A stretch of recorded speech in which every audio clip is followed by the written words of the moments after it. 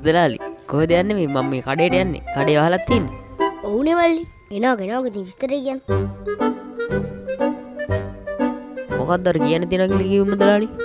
මේ කඩේට කෙනෙක් ආවනේ මේ බඩු අරගෙන බලද්දි මේ පර්ස් එක ගෙනල්ලා නැහැ ඔය තංගාණියක් ගෙදර ගියා පර්ස් එක අරන් එන්නම් කියලා මම මේ පරක් වෙන්න මේ පාරට ආවේ එතකොට තමයි ඔය හම්බුනේ මුදලාලි දන්න කෙනෙක්ද දන්නේ නැහැ මම නෑ ඉතින්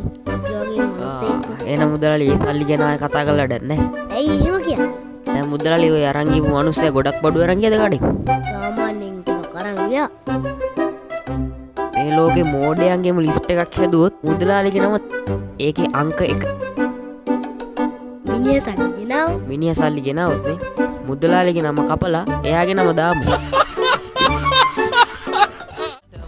වලක් කපාවුද දෙයියෝ දන්නවා බැඳලත් නෑ දරුවොත් නෑ ඉන්නවදැයි කියලා ෂුවරුත් නෑ තරහත් නෑ යාළුත් නෑ අද හිටියත් සමහරු හෙට ළඟ නෑ දුප්පත් නෑ පෝසත් නෑ අම්මට හැර මම කාඩන්න අය නෑ නැති බැරිකම් තිබුණට මොකෙකුටවත් පච වෙන්නේ